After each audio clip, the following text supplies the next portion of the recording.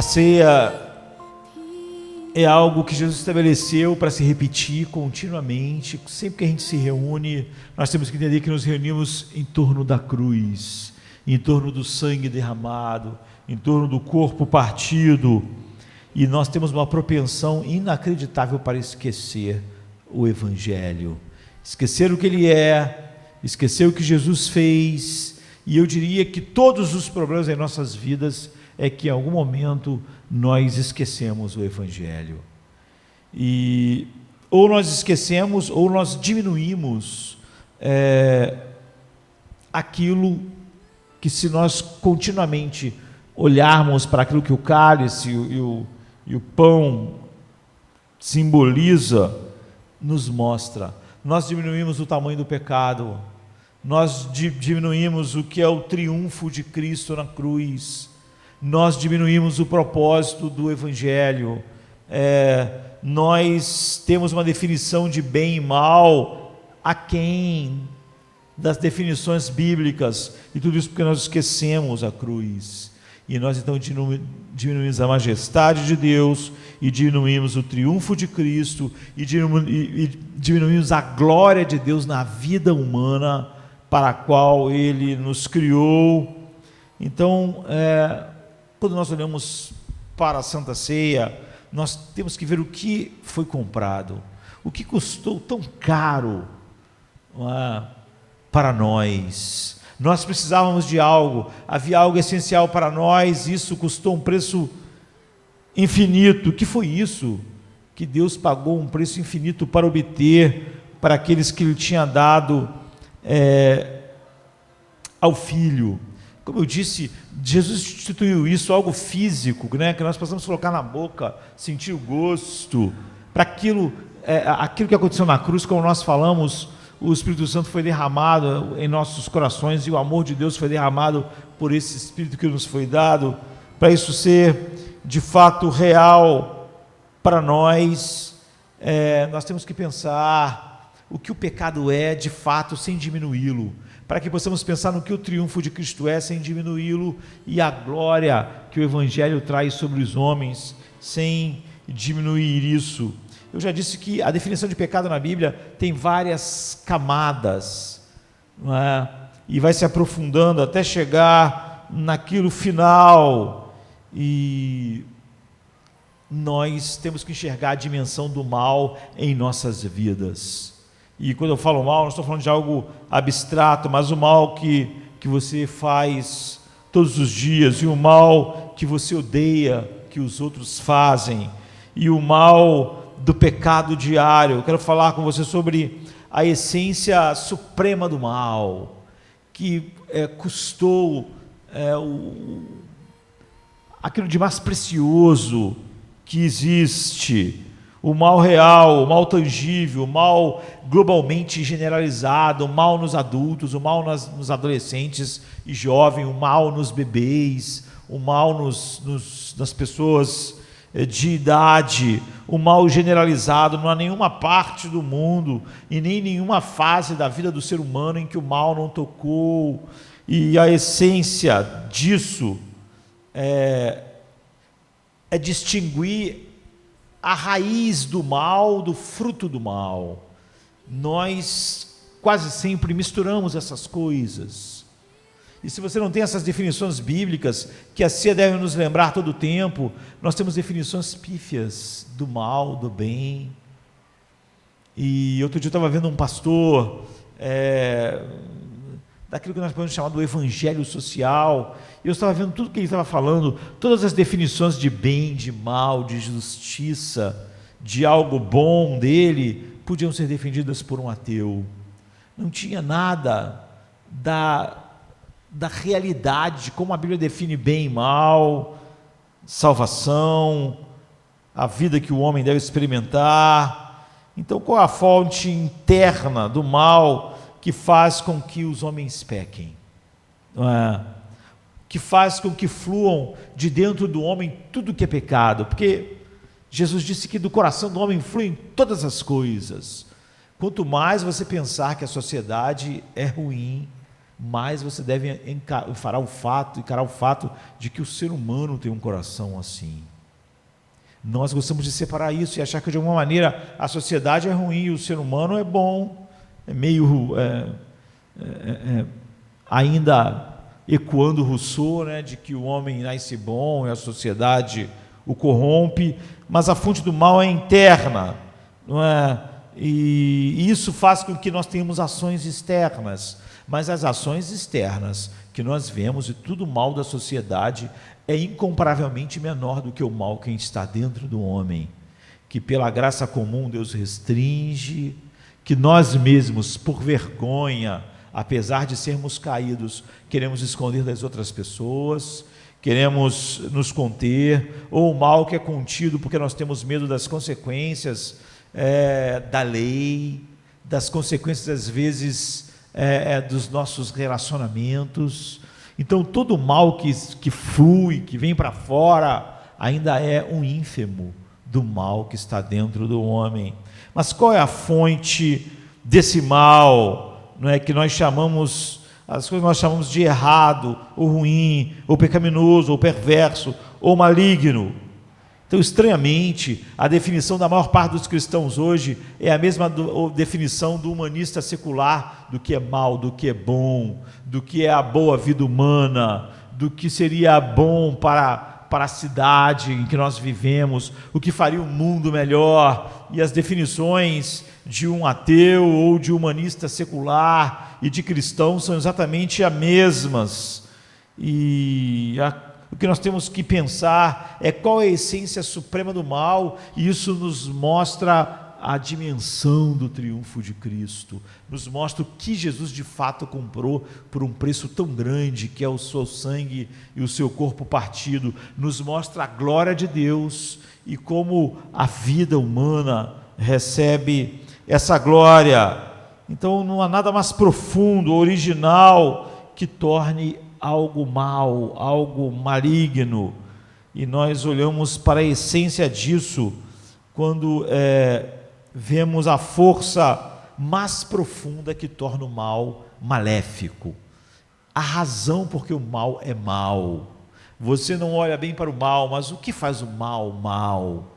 Quando você pega do cálice, quando você pega do pão, e vemos como diminui a majestade de Deus, o triunfo de Cristo e a glória humana, e a maioria dos cristãos fazem isso. E então, quando nós tomamos a ceia assim, nós não tomamos a ceia a não ser para a nossa própria condenação. Então, essa é a essência do mal real, do mal que as pessoas fazem, praticam, pensam, enfim, o pecado diário, tangível, globalmente generalizado, em todas as faixas etárias, e você tem que distinguir a raiz dos frutos. E a maneira com que um homem natural vê os frutos, que ele chama de coisas mais, é muito diferente de um homem regenerado. E qual é então a força desse poder? Qual é o seu nome? Qual é o seu sobrenome? O que nós temos que lembrar todos os dias no Evangelho, que nos mostra isso e nos faz ver como algo imenso que Cristo comprou para nós, imenso mal, imenso pecado e imensa graça.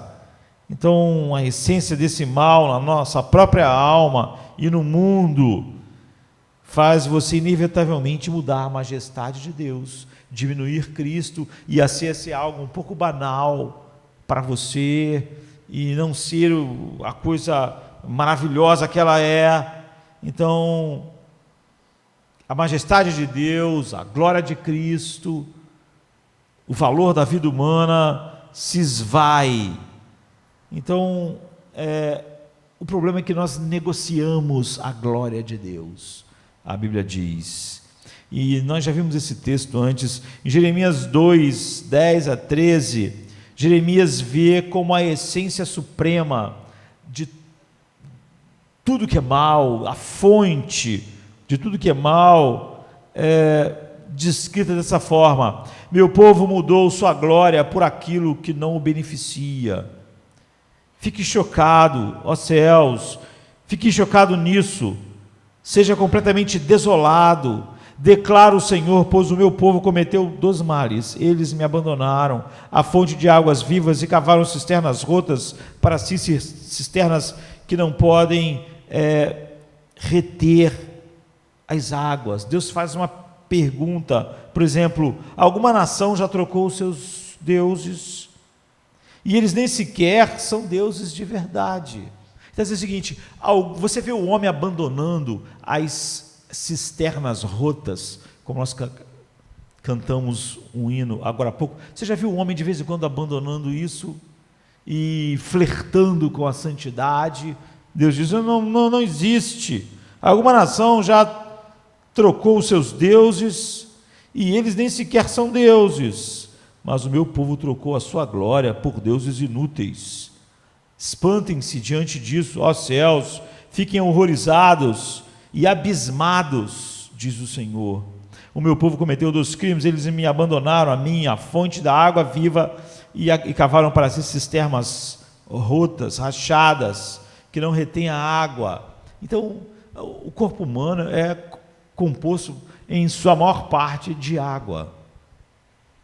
Por isso a Bíblia chama sempre, ele sempre trata como metáfora a água como algo essencial, a água da vida. Nós morremos muito rápido sem água. Nosso corpo muito rapidamente fica no mais completo desespero por água. O nosso corpo realmente seca a partir de dentro, porque como quase a maior parte dele é composta de água, há essa necessidade desesperadora. Você pode ficar muito mais tempo sem comer do que sem beber. Então Deus diz que o universo deveria estar em choque. Ele diz que o céu está em choque, o céu está chocado com o mal, mas não com o mal que você está chocado. Não o mal que naturalmente o homem está chocado. O homem está chocado com o mal no Rio de Janeiro e nos lugares, mas Deus diz: não é isso que choca o céu. Você está chocado com a morte, você está chocado com os hospitais cheios, você está chocado com as dores, você está chocado com os conflitos, você está chocado com a falta de paz, mas Deus diz: não é isso que choca o céu. Isso, pelo contrário, não choca. Isso são as consequências inevitáveis do pecado. Então, a razão pela qual ele disse que há um desolamento cósmico, que o céu está chocado e que o mundo devia estar chocado, e que pelo menos nós, filhos de Deus, devíamos estar chocados, é que aquelas pessoas que dizem conhecer Deus trocaram a glória dele por outra coisa. Eles compararam a glória de Deus a uma outra coisa e eles acharam algo que não é a glória de Deus mais valioso, mais satisfatório, mais deleitoso, mais capaz de produzir alegria e satisfação. Ele diz: alguma nação já trocou os seus deuses, mas o meu povo trocou a sua glória por deuses falsos. Como eu disse, você nunca vai ver a cultura de vez em quando tendo uma crise de flertar com santidade, com a luz. Não, nunca acontece isso. O homem nas trevas ama as trevas, mantém os seus desejos inalterados. Então Jesus, como a fonte da vida, como a revelação final do Pai, a Bíblia diz: isso é trocado. Você trocou uma mansão no lugar mais caro, mais lindo do mundo, ou um chalé nos Alpes suíços. Você trocou isso por um barraco na favela mais pobre do mundo, um barraco de papelão. Deus disse: isso não é chocante? Não é chocante alguém trocar um chalé incrível nos Alpes por um barraco numa favela? Ele diz: mas é o que o povo fez. Ele trocou a maravilha da minha glória por algo inútil. Não é por algo um pouco menor, mas algo totalmente inútil. A fonte foi abandonada, e essa fonte é Deus. Mas nós não só fizemos isso, nós achamos que outras coisas são fontes para nós. Então, o mal se divide em duas coisas. Primeiro, você não se satisfaz em Deus, ou seja, o meu povo abandonou a mim como sua fonte, como aquilo que sacia a alma, refrigera a alma, como Davi diz, ele me leva às águas do descanso, ele refrigera a minha alma, por amor do seu nome. Mas aí eles cavaram cisternas rotas, ou seja, que ainda que haja, você coloque nelas, ou tire delas, alguma coisa que lide com a sua sede, aquilo tudo vaza, tudo o resto no mundo está vazando e vai acabar seco. E ele diz, eu, a fonte das águas vivas, eles me abandonaram. E este é o primeiro grande, a grande marca daquilo que realmente é mal. Isso causa estremecimento no cosmos. Não importa se você trocou essa fonte por algo que você acha que, proteger a natureza vai salvar o mundo e vai me dar um senso de realização. Parece bonito, mas isso é a essência do mal. Não só atos que você possa achar terrível. Então vamos colocar assim, o grande mal é você perder o gosto por Deus. Então você pode avaliar a sua vida hoje, antes de tomar da ceia, e antes de ter uma visão do que Cristo comprou de fato com o seu sangue. O meu gosto por Deus tem se mantido forte? Eu perdi meu gosto por Deus? Se sim, esse é a essência do mal. Você pode pegar um homem fazendo o ato mais obsceno, mais imoral, mais violento, mas aquilo que ele está fazendo não é a essência do mal. Perder o gosto por Deus é essa essência. Perder o gosto de Deus como a fonte de vida, identidade e alegria. E então o segundo passo é que nós não paramos. Nossos corações foram feitos para amar, e nossa alma foi feita com o desejo de ser saciada. Se nós perdemos o gosto por Deus, outros gostos substituem isso. Então nós cavamos, nós trabalhamos, nós nos esforçamos, nós fazemos tudo o que é possível para criar algo que nos satisfaça. Ele usou essa metáfora chamando de cavaram cisternas rotas. Então você não se afastou só da água da vida, da água da alegria, da água do contentamento, da água da paz, da água da satisfação, tão profunda que, como nós vimos, a tribulação produz perseverança, que produz experiência e que produz esperança mais profunda. Então a Bíblia diz que tudo no mundo está quebrado. Não há nada que você possa olhar, nem alguém que você possa olhar que não está quebrado. Coloque ali qualquer coisa e aquilo vai se esvair. Você pode achar que aquilo é uma fonte para você, que essa pessoa é uma fonte para você, que um lugar é uma fonte para você, que um relacionamento é uma fonte para você. A Bíblia diz, é roto, não há vida, não há alegria, não vai durar, vai morrer, não vai saciar, não vai trazer satisfação. Ou seja, a cisterna do dinheiro humano é rota. Você pode colocar ali dinheiro sem fim, é rota, não pode reter. Você pode ter alguma alegria a princípio, mas vai esvair. A cisterna sexual está quebrada. Se você acha que o sexo pode dar a você aquilo que a sua alma anseia para não morrer sedenta, então está cavando algo roto. E a beleza, os músculos. Nós achamos que se talvez nós não envelhecêssemos, e se talvez fôssemos a pessoa mais bela do mundo, então haveria saciedade. Deus diz, a beleza é uma caixa d'água furada, e os músculos, e o sucesso está quebrado. A ideia de construir um mundo em paz está quebrado. a engenhosidade humana não vai construir um mundo no qual satisfaça a sua vida. E a cisterna da política está quebrada. Você pode acreditar que o homem, através de boas políticas, vai fazer desse mundo um lugar maravilhoso para nós vivermos, mas não vai, nenhum deles pode reter a água da vida, da alegria que o coração do homem precisa, e a fonte que foi abandonada poderia fazer. Por isso que ele fala que é dos males. Não, a única coisa que podia fazer isso é a coisa em que nós não buscamos. Deus queira que nós possamos dizer aqui que todos nós buscamos na nossa semana que passou muito mais a Cristo do que o dinheiro, muito mais a Cristo do que a satisfação em qualquer outra coisa.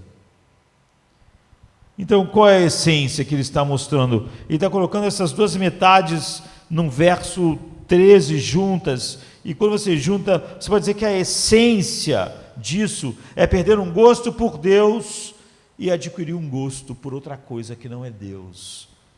E especialmente quando se oferece para ser para nós uma cisterna de alegria, uma cisterna de satisfação, de paz no coração.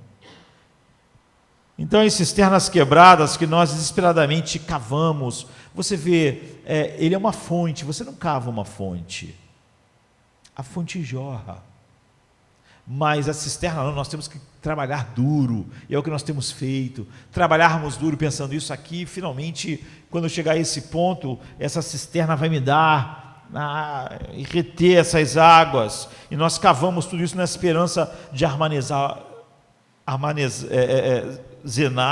uma vida de alegria. Nós estamos colocando esse dinheiro num cofrinho, e quando chegar em determinado patamar, ele vai me dar aquilo que eu quero. Nós estamos colocando a nossa esperança nesse cofre desse relacionamento, e esses são todos as coisas que a gente faz, são apenas frutos da raiz da nossa esperança estar em outra coisa que não é Deus. Então, a raiz de tudo isso é Deus dizer: o meu povo não tem um paladar para mim, eu sou a delícia eterna, mas esse povo não tem mais papilas gustativas para mim, eles preferem outras coisas, e o céu fica chocado. O céu, os anjos, os querubins, os serafins ficam chocados, não com o que a gente chama de mal do mundo, mas com os homens, e principalmente nós, não termos um gosto para Deus, não termos um palato para Ele. Meu povo não tem gosto para mim, não me acha saboroso, delicioso, então eles preferem outras coisas. Este é o mal, cuja grandeza ninguém compreende.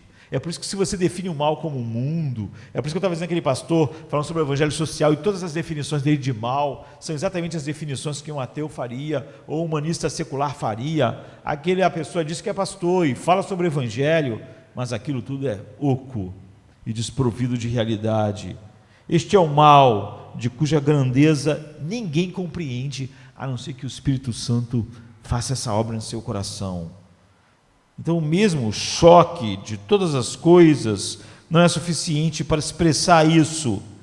Então, veja a definição dessa essência, que mostra o valor infinito do que Cristo comprou, e mostra para nós o que de fato Ele comprou para nós com seu sangue. No Éden, onde todo o mal humano começou, nós chegamos ao fundo disso, à raiz profunda disso. Gênesis 1, de 3 a 6 diz: ora, a serpente era a mais astuta de todos os animais selvagens que o Senhor Deus havia feito. E ela perguntou à mulher: foi isso mesmo que Deus disse? Não coma de nenhum fruto da árvore do jardim. Respondeu a mulher à serpente: podemos comer do fruto das árvores do jardim, mas Deus disse: não comam do fruto da árvore que está no meio do jardim, nem peguem nele, do contrário, nem toquem nele, do contrário vocês morrerão. Disse a serpente à mulher: certamente vocês não morrerão.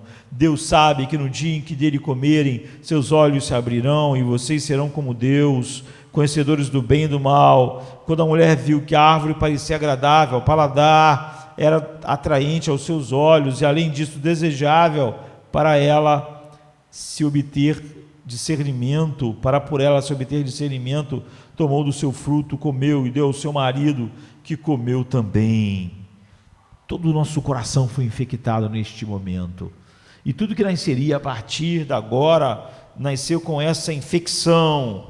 Romanos 5,12 diz: portanto, da mesma forma como o pecado entrou no mundo por um homem, e pelo pecado a morte, assim também a morte veio a todos os homens, porque todos pecaram. Essa é a magnitude do mal do qual o homem está infectado, arruinado por esse primeiro pecado. Todos nós chegamos no mundo cativos desse mal. Todos nós chegamos nesse mundo com essa escravidão. Então, qual é a essência suprema dessa escravidão e desse mal com o qual todos nós nascemos? Que permeia o coração do bebezinho que está nascendo agora, é que cada um de nós nessa sala, aquilo que cada um de nós nessa sala trouxemos para o nosso mundo, para os nossos relacionamentos, para a vida. Aqui está o que Satanás disse: vocês verdadeiramente não vão morrer, pois Deus sabe que quando você comer, seus olhos serão abertos e vocês serão como Deus, conhecendo o bem e o mal. A essência da tentação, e seria bom se nós pudéssemos nos aprofundar nisso, é que ela tem várias dimensões, mas essa é a camada profunda. A essência da salvação de Satanás é que Deus está retendo algo que vai fazer você feliz. Além de você não acreditar que Deus é a felicidade e o deleite que você precisa, o Satanás, ele incutiu no sistema humano o fato de que Deus está nos impedindo de termos o que faria isso.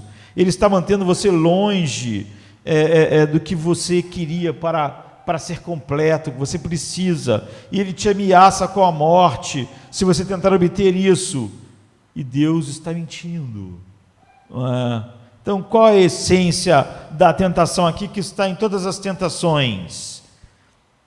O que acontece no coração de Eva? Quando a mulher viu a árvore, parecia agradável ao paladar, era atraente aos olhos, e além disso, desejável para dela obter discernimento. Então essas três coisas acontecem no coração do homem. Isso é bom para mim, isso é uma boa comida, mas Deus proíbe.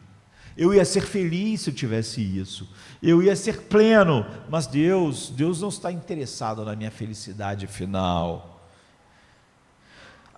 A comida, aquilo que eu desejo, parece delicioso e maravilhoso, e Deus não me deixa comer. Isso é lindo, isso me dá muito prazer, só de olhar eu sinto isso. É o que acontece aqui. E Deus quer o quê? Me manter longe das coisas que me fariam pleno, me fariam felizes, me fariam realmente aquilo que eu quero ser. Isso é realmente desejável, porque me fará sábio como Deus, para que eu mesmo possa decidir o que é bom para mim, o que vai me satisfazer, delicioso, desejável. Deus nega. Então eles comeram, porque era fato de que eles já não desejavam Deus mais do que todas as coisas. Então, a essência do que eles fizeram, a essência do pecado no coração da humanidade, foi comer um fruto proibido? Foi uma desobediência? Não, aqui está o que está acontecendo. Comer é simplesmente um processo natural, né, de colocar algo na boca, usar nossos dentes, a mandíbula, mastigar e engolir. Nada disso é mal, são só coisas físicas que nós fazemos. Essa não é a essência de nada. Músculos em movimento, abraçar alguém, beijar alguém, é bom, mas não é a essência do amor. Esses atos físicos, como comer algo, não é a essência daquilo que é ruim, mas é porque alguma coisa aconteceu antes. O ultraje moral que Deus diz que faz o céu ficar horrorizado, é do que aconteceu no coração de Eva. É isso que Jesus veio comprar, algo que é tão grandioso, que é perdido se a gente não enxerga isso. O que aconteceu aqui foi que Adão e Eva desejavam esse fruto mais do que desejavam a Deus. Essa é a essência da malignidade do pecado. Você deseja qualquer coisa mais do que Deus. Você deseja alguém, algo, alguma coisa mais do que Deus. É aí que está a raiz e a fonte e a energia do pecado. Eles se deleitavam mais com o que o fruto poderia dar a eles do que com o que Deus poderia dar a eles. Porque a Bíblia diz que eles trocaram a minha glória. Eles olharam para o fruto e olharam para Deus, olharam, avaliaram e pensaram: isso aqui parece desejável, isso aqui parece bom, isso aqui parece gostoso, isso aqui parece que vai me dar entendimento. Aí olharam para Deus e pensaram: isso não parece tão bom, isso não parece tão desejável, não parece tão gostoso, não parece suficiente para me dar entendimento. Então eles se deleitaram em algo que não era Deus e não em Deus. Então comer não era a essência do mal, porque antes de comer, eles haviam perdido o gosto por Deus. O que Jesus comprou para nós então na cruz? Deus não era para Adão e Eva agora a fonte de alegria suficiente. Eles trocaram, eles olharam para uma glória e para outra glória, e eles acharam que a outra glória era maior, eles preferiram outra coisa. Essa é a essência suprema do mal. É óbvio que o mundo nunca vai dizer isso. Você vê, o homem nunca vai definir o mal assim. E quando um cristão define o que há de errado com o mundo, como um homem secular, é óbvio que ele abandonou a Bíblia. A rebelião contra a autoridade de Deus não é um problema mais profundo e primitivo. A preferência do coração por algo que não é Deus é que é primitivo e que gera os atos de desobediência. Quando o homem chega a desobedecer, ele já caiu. A desobediência não é uma questão real. Não é a questão real e essencial, mais profunda do mal. Não. E nós pensamos que é. Portanto, nós pensamos que se nós simplesmente conseguirmos obedecer mais, isso é bom. Mas se você perder a razão pela qual Cristo morreu, a razão pela qual isso deve ser enfatizado, é porque, contanto que você veja a manutenção dos mandamentos como a essência do bem, você vai ver, se você achar que obedecer é a essência do bem, você vai achar que desobedecer é a essência do mal. Então você vai estar desconectado com a verdade bíblica. Você nunca vai chegar à razão pela qual Cristo morreu. E a razão pela qual o que Ele comprou para nós é tão precioso. Você nunca vai ver a grandeza da majestade de Deus, ou a plenitude do triunfo de Cristo, ou a beleza da vida para a qual Deus comprou para nós, com o sangue de Cristo, se você acha que a essência do mal é a desobediência, é quebrar aquilo que Deus mandou você fazer. Se você não pensar por que você faz isso, por que você desobedece a Deus, e se você se ligar só no fato da desobediência, você perde a realidade. Então pense na relação entre a obediência aos mandamentos de Deus e o deleite no caráter de Deus. Qual desses é a essência? O deleite no caráter de Deus ou a obediência a Deus? Qual a essência do pecado? Desobedecer o mandamento de Deus ou não ter um gosto por Deus. Deus faz do deleite em seu caráter um mandamento. A Bíblia diz assim no Salmo 37,4: deleita-te no Senhor. Mas Deus não pega uma coisa neutra e transforma ela em um mandamento e por isso aquilo se torna bom. Não é o mandamento que torna algo correto. Não. É a própria natureza e o valor infinito da beleza de Deus que faz o deleite em Deus ser bom. Porque Deus é essa beleza infinita, se deleitar nele é algo bom. Não é neutro e passa a ser errado porque ele criou uma regra e aí desobedecer a regra é mal. É porque Deus é totalmente digno de glória e ele é totalmente satisfatório que não desejá-lo é pecado. Não é porque existe um mandamento. O mandamento existe por causa dessa realidade. O mesmo é verdade sobre o mal básico. Desobedecer o mandamento de Deus ou desejar algo mais do que Deus não é algo que se tornou errado porque Deus criou um mandamento. Deus diz assim em Êxodo 20, verso 3: não terás outros deuses diante de mim, ou seja, que nada seja Deus, seja a fonte da sua alegria, da sua identidade, do seu prazer final, da razão da sua vida. Não deseje nada acima de mim, isso é um mandamento. Jesus disse assim em Mateus 10, 37: quem ama o seu pai ou a sua mãe mais do que a mim, não é digno de mim. E quem ama o filho ou a filha mais do que a mim, não é digno de mim. Mas Deus não aceita coisas neutras e torna isso proibido. E ao tornar isso proibido, aquilo se torna pecado. O tesouro, o desejo, preferir qualquer coisa além de Deus ou aquém de Deus, não é mal porque é proibido porque é mal. Não amar Deus sobre todas as coisas não é mal porque é um mandamento.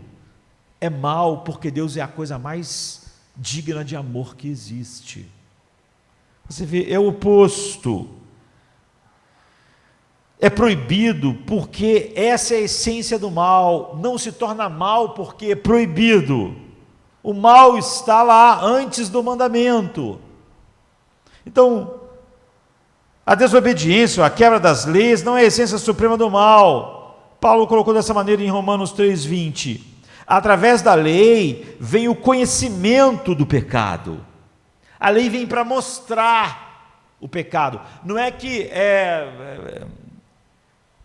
a quebra do mandamento, como Adão e Eva, não é a chegada do mal. É simplesmente a confirmação de que a essência do mal, ou essencialmente, o mal se instalou no coração. Antes que houvesse qualquer mandamento na criação ou no universo, de qualquer tipo, em qualquer parte do universo, era mal não amar Deus de todo o coração. Isso não se tornou mal porque isso se tornou um mandamento. Isso se tornou um mandamento porque não amá-lo sobretudo é mal. Você tem que pecar antes de pecar. Sempre antes de pecar, você peca. O pecado sempre é duplo. E sempre ele é duplamente maligno. Primeiro você tem que perder o gosto por Deus. E primeiro você tem que desejar algo mais do que Deus. Então você está disposto a desonrar Deus, não glorificar Deus, para glorificar aquilo que te dá mais prazer, que não é Ele. Então sempre você tem que pecar antes de pecar. Eva teve que pecar antes de pecar. Ela teve que pecar antes de comer o fruto. Ela teve que preferir o fruto em vez de Deus. Ela teve que comparar os dois e ver mais glória no fruto do que em Deus. E ver mais possibilidade do fruto dar a ela entendimento, alegria, satisfação do que Deus. Então ela teve que pecar, todo mundo tem que pecar antes de pecar, porque a essência do pecado de Adão e Eva não foi que eles desobedeceram a um mandamento. A essência do pecado deles é que sob a desobediência, debaixo da obediência, debaixo de ter comido o fruto, eles já haviam perdido o gosto por Deus como o deleite final das suas vidas. E só por isso agora eles estavam olhando para aquela outra coisa como uma fonte daquilo que Deus tinha que ser. Então eles pensavam: eu não vou ser feliz se eu não comer, eu não vou ser completo, minha vida não vai ser o que devia ser. Por quê? Porque eles perderam o gosto por Deus. Então todos nós ficamos aquém da glória de Deus, todos nós avaliamos ela de maneira baixa. Nós olhamos para algo sujo que é o pecado e falamos: isso pode me fazer feliz, a glória de Deus não pode. É por isso que todos foram destituídos desta glória de Deus, é por isso que todos pecaram, porque todos fizeram uma avaliação e ficaram aquém desta glória. Todos chegaram à conclusão de que outras coisas são mais desejáveis do que Deus: dinheiro, sexo, status, amizades, casamentos, romances. E então você pode dar um passo à frente para confirmar que você está no caminho certo, enquanto busca essa realidade mais profunda do mal. E uma das declarações mais importantes sobre isso está em Romanos 3:23, né, que diz: todos pecaram e estão aquém da glória de Deus. Então vamos começar pelo óbvio. Quando Paulo descreve a pecaminosidade universal do homem pela qual ele está debaixo da ira de Deus, em Romanos 1, ele descreve a pecaminosidade em relação à glória de Deus, dizendo: o pecado está em ficar aquém da glória de Deus. O pecado não é primeiro sobre o seu relacionamento com as pessoas, não é sobre doença, não é sobre morte, não é sobre um ser humano matar o outro, não é sobre um ser humano fazer a vida do outro miserável, ou ele mesmo se sentir miserável. O pecado prejudica as pessoas e cria esse mundo de caos que nós vivemos internamente. Mas o pecado é pecado, não é a razão pela qual o mundo é mau.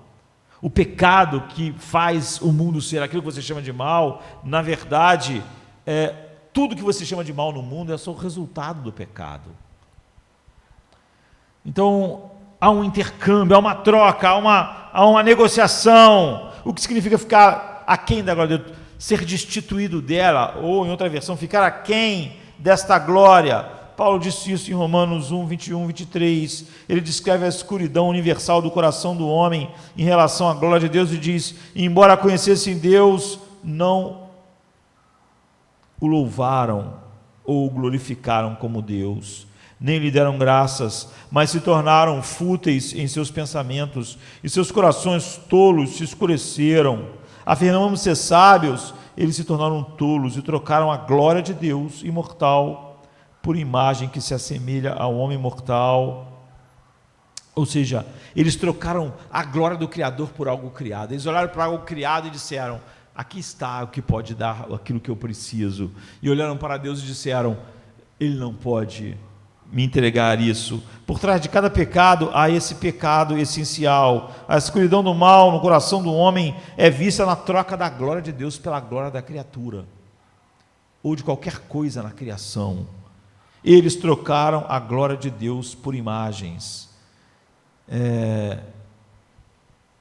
Todos eles pecaram e todos eles ficaram aquém, preferindo algo além de Deus. Se nós entendemos o que o pecado é e o que o pecado fez, nós vamos poder entender o que Jesus comprou e o que Ele fez, e podemos avaliar perfeitamente se o que Jesus comprou nós temos, no sentido em que eles ficaram aquém da glória de Deus naquilo que eles acham que vale a pena. Seus corações não preferiram Deus. Esse é o mal final. Eles não preferiram a glória de Deus acima daquilo que Deus criou. Então eles trocaram. Assim, a conclusão que nós devemos chegar é que a essência disso aqui, que tornou o cálice necessário, o pão, o corpo de Cristo partido, é a nossa incapacidade em valorizar a glória de Deus acima de toda a realidade criada. Pegue toda a realidade criada, não estamos falando sobre as coisas mais, pegue toda a realidade que foi criada por Deus. Nós perdemos a capacidade de valorizar Deus acima dessas coisas. E essa é o que Jeremias está dizendo, o mal no seu estado primitivo, puro, não é? Nós cavamos outras fontes, porque nós perdemos o gosto por Deus, ou para voltar no Jardim do Éden, a raiz da desobediência é a perda do gosto por Deus em nossa vida, como fonte de alegria e prazer e preferência, acima de algo criado por Deus, que, por exemplo, era um fruto, mas pode ser qualquer coisa que Deus criou.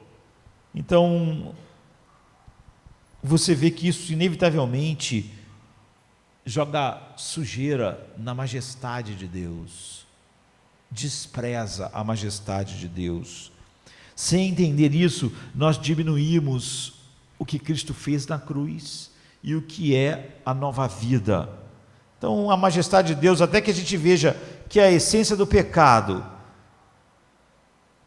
é perder o gosto por Deus, e você odeia em você perceber a qualquer momento em que você prefere algo além de Deus, inevitavelmente você está escondendo a majestade de Deus, está trocando a glória dele por outra coisa, porque a grandeza da majestade de Deus é ampliada não por esforços vazios de guardar o mandamento, não fazer algo, ou realizar deveres como estar aqui no culto hoje, ler a Bíblia, orar. Tudo isso é muito importante, mas tudo isso pode ser apenas legalismo ou moralismo.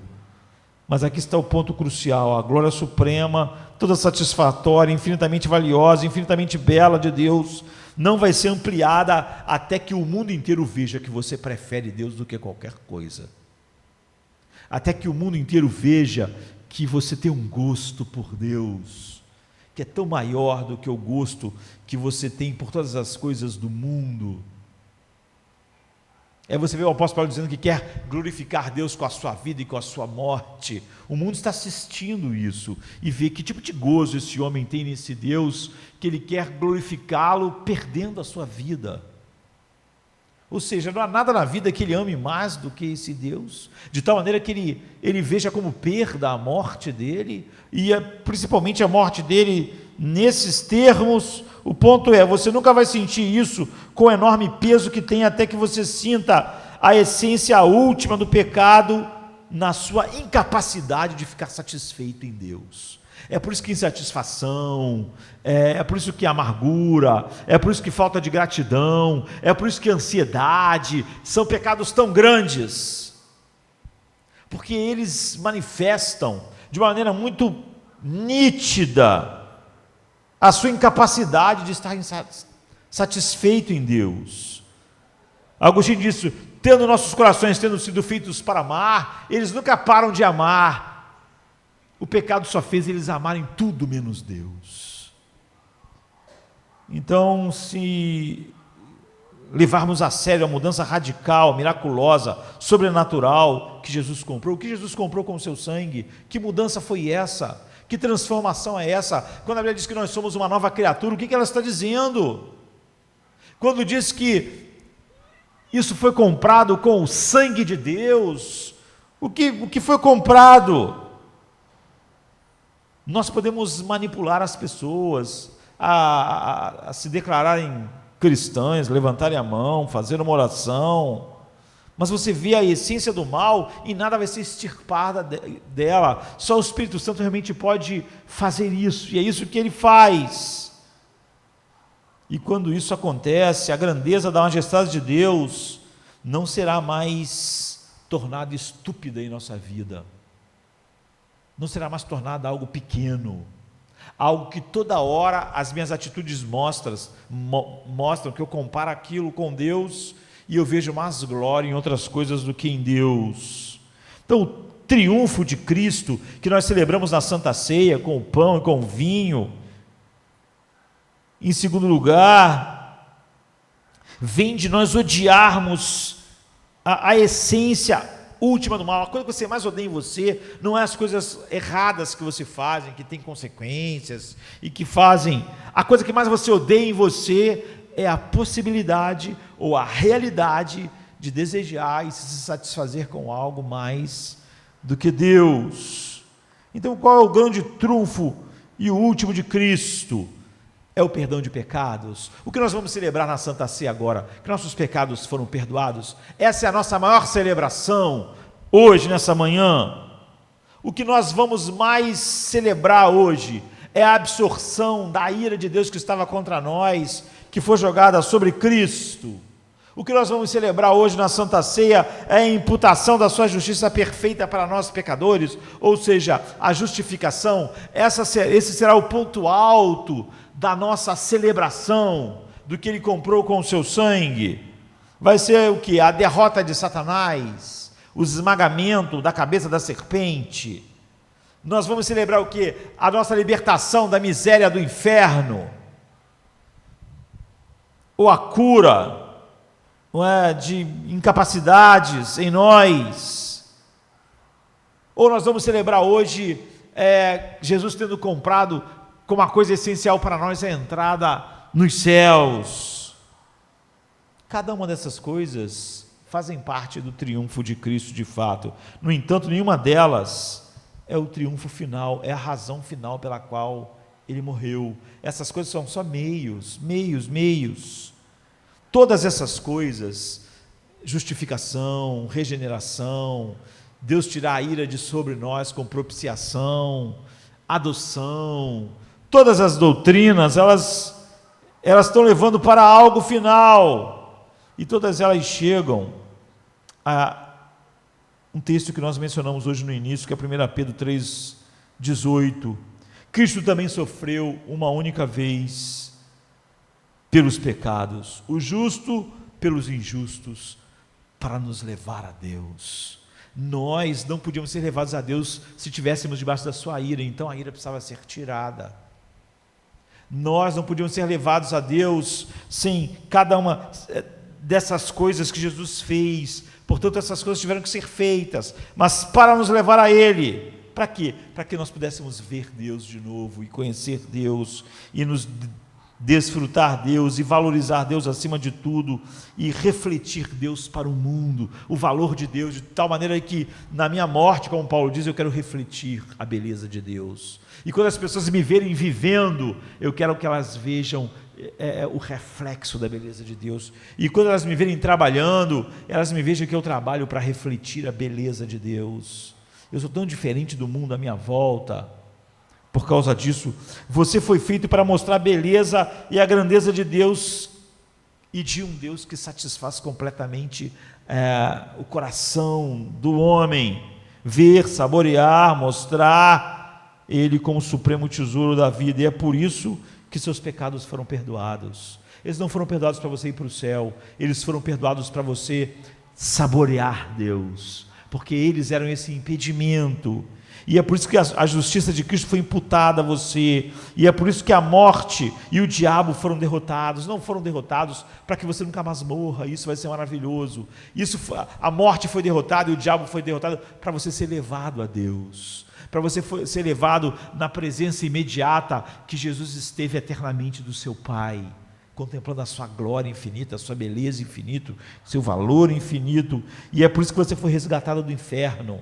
O homem não foi para o inferno porque o inferno é um lugar horrível e o céu é um lugar maravilhoso, com fontes, com a paisagem linda. Não, o homem foi levado do inferno para ser levado a contemplar Deus.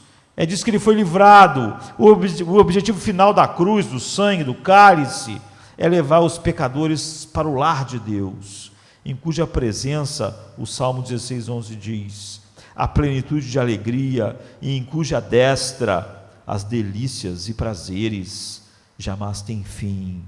o ponto da Bíblia, até que você odeie em sua própria vida aquilo que o mal é essencialmente, preferir alguma coisa no lugar de preferir Deus, você não vai celebrar o triunfo de Cristo, você vai tomar da ceia de uma maneira indigna nessa manhã, você não vai celebrar Jesus como o tesouro final, e para o tesouro final que ele morreu. Jesus morreu para que você desfrutasse o Pai como ele desfruta. Jesus morreu para que você visse a glória do Pai como ele vê. Jesus morreu para que o Pai seja o teu prazer como é o prazer dele. Jesus morreu para que a sua comida e a sua bebida prazerosamente fosse fazer a vontade do Pai, como era para ele. Essa é a razão da morte de Jesus, não é para que você não fosse para o inferno, ou para que você não estivesse debaixo da ira. Todas essas coisas eram só meios, finalmente, até conhecermos essa realidade e vermos ela pelo que ela é, a nossa própria alma no mundo. Inevitavelmente nós vamos destruir a glória de Deus na vida humana, na única espécie de vida humana que pode agradar a Deus, que pode ser um deleite para Deus. Ou seja, ao fazer da vida humana algo que não tem como seu objetivo máximo preferir Deus sobre todas as coisas, então nós não vamos mostrar Deus grande ao mundo. E há uma pressão enorme sobre você hoje para pensar no bem e pensar no mal de uma maneira que o mundo pensa. O que é mal para você? O que é ruim? O que tem sido mal em nossa sociedade, em nosso mundo? A pressão é imensa que você se afaste de Deus, da sua glória, e defina o mal em termos simplesmente do homem não estar conseguindo satisfação suficiente nas cisternas rotas que ele cria. Se você define o mal do homem assim, a sua definição é pecaminosa e faz parte do mal do mundo. Mesmo que você se dedicasse agora para tentar erradicar o mal do mundo, a sua visão de mal faz parte do mal. E quanto mais você se move em direção àquele entendimento da vida humana, mais o que você chama de bem não passa daquilo que Deus chama da essência do mal. Quando você diz que os seres humanos lá, que esse mundo ia florescer, se os seres humanos pudessem ter aquilo que eles desejam, naturalmente, que o ser humano iria florescer, e a sociedade, e você, se todos pudessem ter aquilo que são cisternas rotas, então a tua definição de bem é a definição de mal. A tua definição de céu é a definição de inferno.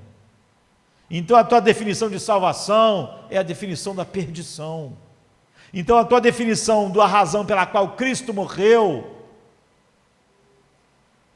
é exatamente o oposto da razão pela qual ele morreu, porque isso não flui da fé que vê Deus como o objeto final do prazer e deleite. E tudo que não é feito assim, baseado nisso, como diz Romanos 14, 23, é pecado. Sem fé é impossível agradar a Deus, ou seja, sem a certeza absoluta de que Deus é a única fonte de satisfação, alegria, deleite, tudo que você precisa, de tal maneira que, ao contrário, você vê que o pecado é totalmente diferente daquilo que faz você viver uma vida que honre Deus. É óbvio que Eva olhou para o fruto e fez uma avaliação de glória, e ela viu mais glória no fruto. Isso vai me fazer feliz, isso vai me fazer completo, vai fazer eu atingir o meu potencial, e Deus está atrapalhando. Mas quando a Bíblia, por exemplo, está definindo fé, ele diz que Moisés olhou para o tesouro do Egito e achou que ele não tinha comparação. O breve pecado e prazer que toda a riqueza do Egito tinha, não era comparável com o que Deus é. Você vê, é o oposto. Isso significa que a bondade e a beleza da vida humana são frutos da fé. E quando não são frutos da fé, ou seja, frutos da crença inabalável de que Deus é o bem supremo, o deleite supremo, que minha alma deseja, a fonte de toda a satisfação, tudo que você faz parte da essência do mal. E até que você odeie isso, a sua definição de bem e mal vai aparecer com a definição de bem e mal que o mundo tem. E tomar da Santa Ceia é tomar ela sem discernir o corpo de Cristo, porque você não sabe mais o que Cristo comprou com o seu sangue. Por que os fariseus manifestavam essa essência do mal? Você pode pensar que é porque eles agiam de um jeito, de outro, eles distorceram a lei, eles desprezaram os pecadores, eles eram orgulhosos, eles exploraram, eles não tinham misericórdia, eles mataram o Filho de Deus. Mas isso não é a raiz do mal nos fariseus, isso é o fruto do mal. A raiz do mal, a essência do mal na vida dos fariseus é que eles não amavam a Deus, eles amavam o dinheiro. É o que Lucas 16:14 diz. E eles amavam o louvor dos homens. Quando eles olhavam para o louvor dos homens e para o louvor de Deus, eles pensavam: tem mais glória o louvor dos homens. Eu quero tanto que os homens me louvem. Deus não é tão, é menos, me dá menos prazer. Se o mundo inteiro me desprezar e Deus me amar, eu vou ser infeliz. Eu não vou ser feliz, eu não vou ser pleno. Eu acredito que se o mundo inteiro, ou se grande parte das pessoas que importam me valorizarem, então eu vou ser feliz. Então eu estou disposto a desagradar a Deus para agradar o mundo. Você vê, quando eu desagrado a Deus para agradar o mundo, isso não é o mal, a essência, isso é só o fruto do mal que eu amei o louvor dos homens mais do que o louvor de Deus. Eles haviam trocado a glória de Deus pela glória do homem, eles tinham trocado os prazeres de quem Deus é pelos prazeres que eles achavam que o dinheiro pode comprar. Por que o homem se esforça tanto para ganhar dinheiro e tão pouco para se deleitar em Deus? Porque é óbvio que ele acreditou, ele fez uma comparação. Eu não vou achar a alegria em Deus que eu estou esperando, mas nessa quantidade de dinheiro eu vou ter alegria. É por isso que as pessoas têm tanto empenho em ganhar dinheiro, e a vida espiritual é uma coisa que vai indo, vai sendo empurrado. Então a beleza essencial e a bondade das ações, ela é totalmente diferente quando você olha o que realmente faz do mal mal e do bem bem. A essência disso é o que coloca Jesus na cruz, e a essência disso é o que Jesus comprou na cruz para nós. Um grupo de pessoas está falhando em estimar Deus acima de todas as coisas, e o outro desfruta Deus acima de todas as coisas, e mesmo a despeito de todas as coisas. A glória da vida humana é o transbordamento da alegria comprada pelo sangue de Cristo, ou uma suposta alegria comprada com o louvor dos homens, com o dinheiro, com o sexo, ou com qualquer outra coisa que você queira colocar no lugar. Se você não vê e odeia a essência disso em seu próprio coração, ou seja, que qualquer coisa, não importa o que, tenha um valor acima de Deus, você não vai perceber a profanação que o pecado é, e a essência daquilo que Cristo comprou para nós. Se eu tivesse que dizer para você hoje, aquilo que eu desejo para você é: não perca o gosto por Deus. Não há nenhuma racionalização que você possa fazer que vai tirar você do lugar mais terrível que você possa estar. Quando a Bíblia diz, examina-se, pois, o homem a si mesmo, e coma desse pão, esse é o exame final. O que meu coração mais deseja? Qual é a fonte de alegria dele? Por que a mentira de Satanás, de que alguma outra coisa nos daria satisfação, ela continua no sistema do homem, né? O veneno. Por que as pessoas dizem, às vezes assim, quantas vezes eu já ouvi, pastor, eu preciso fazer isso, eu sei que a Bíblia diz isso aqui, mas eu preciso ser feliz. Eu preciso me sentir bem. Eu preciso de ter uma autoestima melhor. O que essa pessoa está dizendo para mim? Deus atrapalha, porque Ele não pode me dar essas coisas. E Ele fica proibindo as coisas que vão me fazer isso. Sabe?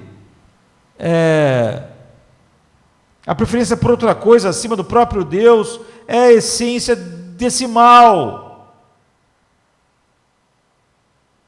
Nós pensamos, eu preciso, Deus está dizendo que eu não posso ter sexo antes do casamento com essa pessoa, mas eu sinto que isso ia me fazer feliz. Portanto, quem está atrapalhando eu de ser feliz? Deus. Em vez de Ele ser a essência da minha felicidade, eu não tenho gosto por Ele. Mas eu acho que assim, sexo antes do casamento aqui vai me fazer feliz. E eu troco a glória.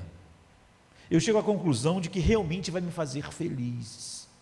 Então eu estou disposto a abandonar o manancial das águas vivas. Não adianta a pessoa falar assim, não, eu fiz isso, mas não era isso. Eu não estava dizendo que Deus não é o manancial das águas vivas e de que aquilo era a minha felicidade. Lógico que era. O ser humano sempre busca a sua maior felicidade. Nós fomos feitos assim. Nós sempre buscamos o que nos dá mais felicidade. Nós sempre vamos atrás daquilo que nos dá mais prazer. Sempre.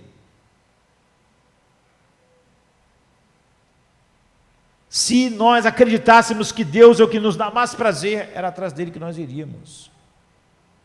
O ser humano sempre faz isso. É por isso que o ser humano ou serve a Deus ao dinheiro. Ele define o que lhe dá mais prazer e ele vai atrás disso. É inexorável. E passar o resto da sua vida crescendo no êxtase comprado pelo sangue de Cristo, que é valorizar Deus e Cristo acima de tudo, é a única evidência de que realmente Jesus comprou por um preço infinito para mim um coração como o dele, uma nova natureza, um novo coração com novas afeições para com Deus. Se você fizer isso, a majestade de Deus vai ser ampliada na sua vida, em cada coisa que você fizer, porque você nunca vai usar nenhuma dessas coisas de uma maneira que mostre Deus menor. Tu só vai usar as coisas de uma maneira que mostre Deus maior do que aquilo que você usa. E essa é a evidência, porque foi isso que Jesus comprou. Ele comprou um coração que valoriza a Deus, se deleita em Deus, se deleita em conhecer Deus, porque a vida eterna é conhecer a Deus. Isso é desfrutar da glória que o Filho tinha com o Pai antes da fundação do mundo. E o que existia antes da fundação do mundo? Nada. Não existia o universo. Não existia o nada.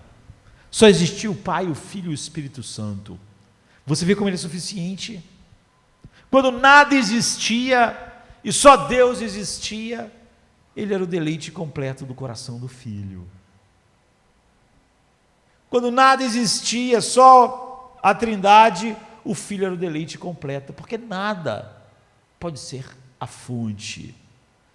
É o que Jeremias diz, a não ser isso. E eles tiveram essa fonte eternamente. E Jesus, com o valor do seu sangue, comprou para nós um coração que pode experimentar isso agora e para sempre. E o triunfo de Cristo será cumprido quando essa alegria for aperfeiçoada em sua presença perfeitamente. E a glória da vida humana vai brilhar com um deleite perfeito em Deus para sempre. E é por isso que nós comemos do pão e tomamos do vinho, pensando no que Jesus comprou para nós. Qual é a coisa mais cara que existe? É aquilo que nos dá a coisa mais valiosa que existe. Então a coisa mais cara que existiu foi a compra de um coração que valoriza, se deleita, glorifica e está totalmente satisfeito em Deus. Foi isso que Jesus comprou com o seu sangue. Ou um homem tem isso, ou ele não tem o que Jesus comprou com seu próprio sangue. Jesus comprou um coração como o dele, com o seu próprio sangue, para nós que tínhamos um coração como o de Satanás. Vamos ficar de pé. Come to me, you